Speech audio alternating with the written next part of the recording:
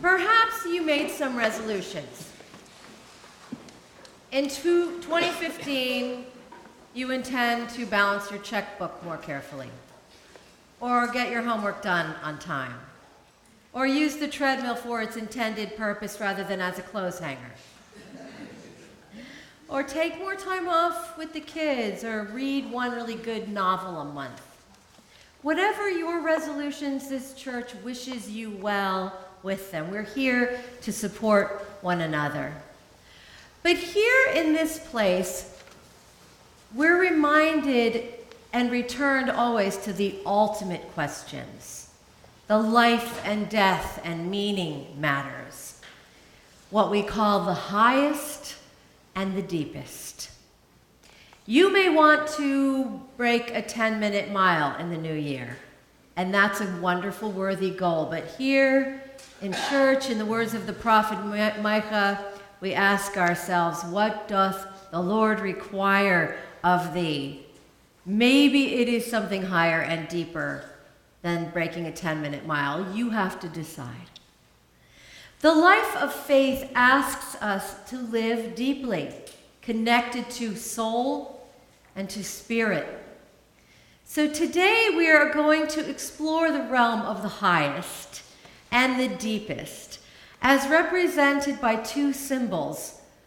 The first symbol for the highest, that's star, star of wonder, star of light that we just sang about. The star followed by the wise magi from the east.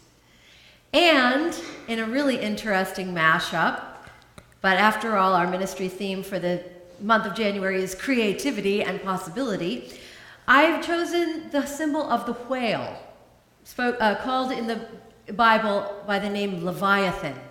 The whale today will represent the deepest.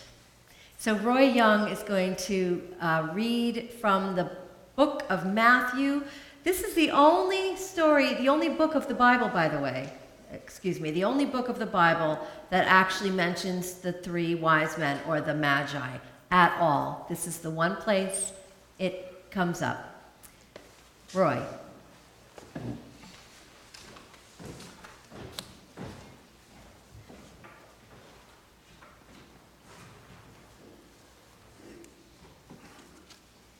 After Jesus was born in Bethlehem in Judea, during the time of King Herod, Magi from the east came to Jerusalem and asked, "Where is the one who has been born King of the Jews? We saw his star when it rose and have come to worship him." When King Herod heard this, he was disturbed, and all Jerusalem with him. When he had called together all the people's chief priests and teachers of the law, he asked them where the Messiah was to be born. "In Bethlehem, Judea," they replied, "for this is what the prophet has written." Then Herod called the Magi secretly and found out from them the exact time that the star had appeared. He sent them to Bethlehem and said, "Go and search carefully for the child. As soon as you find him, report back to me, so that I too may go and worship him." After they heard the king, they went on their way, and the star they had seen when it rose went ahead of them until it stopped over the place where the child was. When they saw the star, they were overjoyed. On coming to the house, they saw the child with his mother Mary, and they bowed down and worshiped him. Then they opened their treasures and presented him with gifts of gold, frankincense, and myrrh. And having been warned in a dream not to go back to Herod, they returned to their country by another route. Here is another beautiful word to add to your religious vocabulary. Theophany. A revelation of the presence of God or a God. Throughout Advent of this year, as we moved through the dark time of waiting toward the return of the sun and the candles of Christmas, I kept encountering a visitor from the deep, a friendly giant who lives not far from us, but in a realm we cannot visit and in which we cannot survive. It was the Leviathan, the whale, who swam to me in dreams, popped up in poems, and even, strangely, came up in conversation with friends. As it turns out, a close friend of mine has a whale phobia, and there is such a thing. It's cetophobia. She shared this article from The Atlantic by Kate Horowitz, and this article just happened to come out at the same time the whale was popping up all over the place for me. And here's what Kate Horowitz writes in an article called "People Can Be Afraid of Anything." The first time I saw the whale, I gasped. My field of vision filled with the sight of the monstrous blue thing diving from the museum ceiling. I felt like my skin was burning, like the floor was tilting up to meet me. I felt like the world was ending, like the Leviathan on the ceiling had just swallowed the sun. My 4th grade class shuffled into the Milstein Hall of Ocean Life like it was just another room. Mrs. Martin raised her voice to be heard over the ocean sounds playing on the speakers. This whale is 94 feet long, about the size of 3 buses. Can anybody tell me what kind of whale this is? In the classroom, my hand would have been the first in the air. Face to face with the whale, however, my hands shook and my mouth was dry. My chattering classmates strolled between the dioramas, smearing Cheeto dust on the glass, not even looking up. But my legs were locked. I could not comprehend the size of the thing. The school trip ended. We went home. I soon forgot the whole thing. Of course, what happened to Horowitz in that moment, I think, is that she was receiving a theophany, a manifestation, not a pleasant one, of the divine, of God's grandeur of creation, and it just flattened her with fear. Her description of what she experienced is exactly like ancient descriptions of people encountering God. They fall to their knees, mouth dry, pounding heart. Something huge has happened. This thing that happens in Miss Horowitz's life, it happens again and again as the whale returns, pops up, and always with the same knee-buckling effect in her. I read this article with a sense of religious fascination because I, too, have a knee-buckling response to whales, but in a positive way. The first time I saw a whale breach while on a boat in Maine, I was overcome with a sense of awe and began sobbing. I read about the life of whales in much the same way as I would read a book of prayer or attend the opera for the beauty and the intensity it invokes in me. Whereas Kate Horowitz lives in fear of whales, I seek them out because they terrify me. As strange as it may seem to pair the Star of Bethlehem with the whale as symbols of transcendence, of the highest and the deepest, bear with me as I attempt to do just that. As I am attempting to do just that, actually. Because these are at opposite ends of the living spectrum. That star, so distant, celestial. The whale, so entirely embodied, incarnate, and close, and yet invisible to us. Naturalist Diane Ackerman reminds us that whales inhabit a world that has just as much geography and real estate in it as ours. The ocean floor includes some of the tallest mountain ranges on Earth. We just don't see them. And I think I was thinking about the whale also because our Green Sanctuary Ministry team has chosen the ocean as its focus for the year. So I've been looking at the ocean and wondering at its mysteries and the awe that it evokes in us. Whales, like God, are so entirely other. They are a mammalian version of the mysterium tremendum, the holiness that is overwhelming, and a holiness that repels. Why should we not feel awe unto sickness by the largest animal ever to exist on earth? A creature so huge that when it executes the maneuver of going from horizontal to vertical in the water, it has to be in 100 feet of water, whose tongue weighs as much as an elephant, whose major blood vessels are the width of a sewer pipe and are large enough that a small creature can actually run through them. Blood vessels. And they sing. They sing songs that vary from season to season, and we do not know exactly why. We don't know exactly why we sing, we humans. Ackerman says, suppose human beings evolved two forms of communication. One that is direct emotional communication, music, and one that's analytical and verbal, which we call language. We share song with the whales.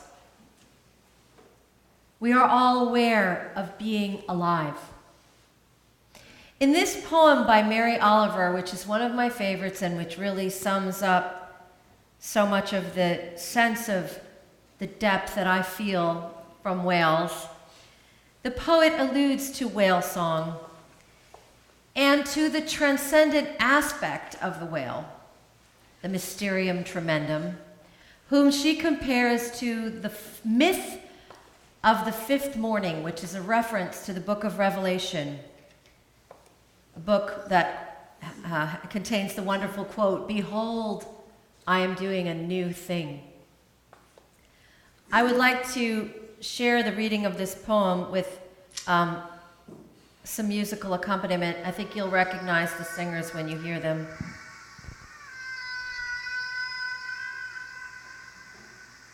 You may recognize them as friends or as fears.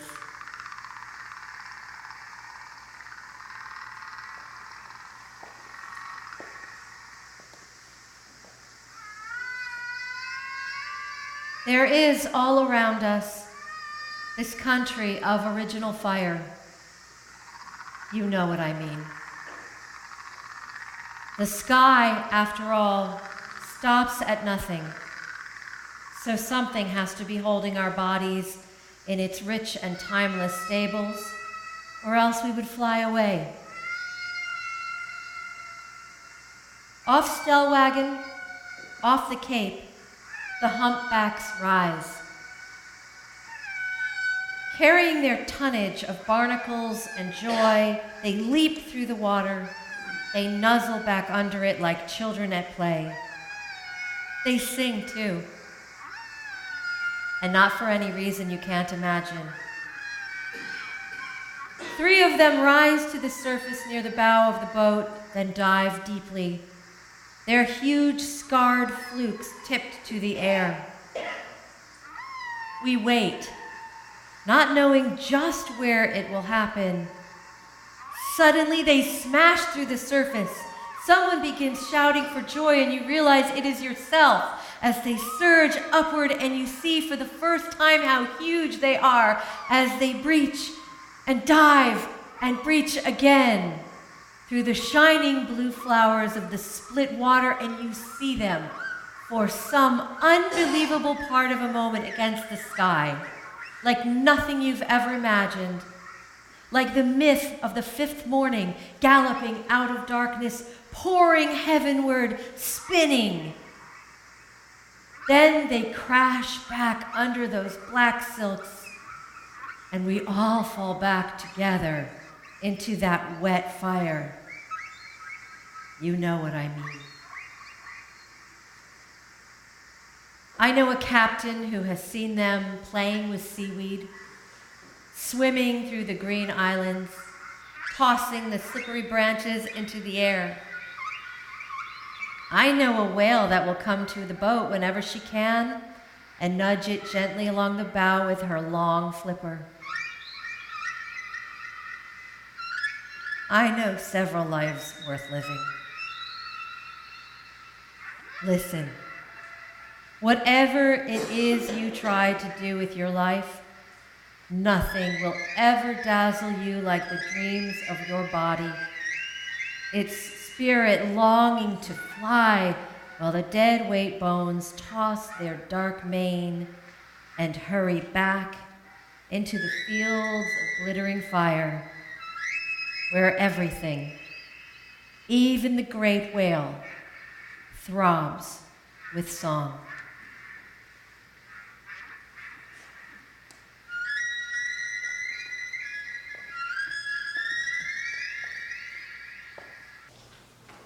Let us sing this hymn as a prayer, as a blessing for ourselves and for each other, in thanks and in reverence. Number 92, Mysterious Presence, Source of All.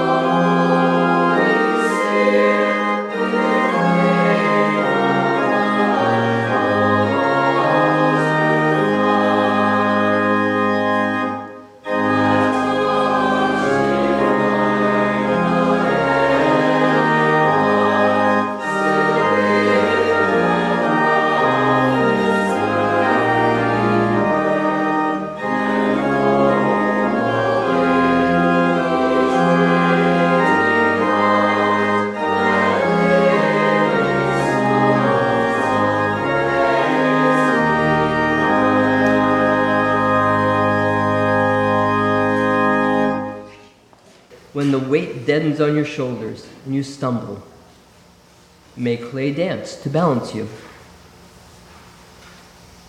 And when your eyes freeze behind the gray window and the ghost of loss gets in you, may a flock of colors, indigo, red, green, and azure blue, come to awaken in you a meadow of delight. When the canvas frays in the churk of thought and a stain of ocean blackens beneath you, may there come across the waters a path of yellow moonlight to bring you safely home. May the nourishment of the earth be yours. May the clarity of light be yours. May the fluency of the ocean be yours. May the protection of the ancestors be yours. And so may a slow wind work these words of love around you, an invisible cloak to mind your life.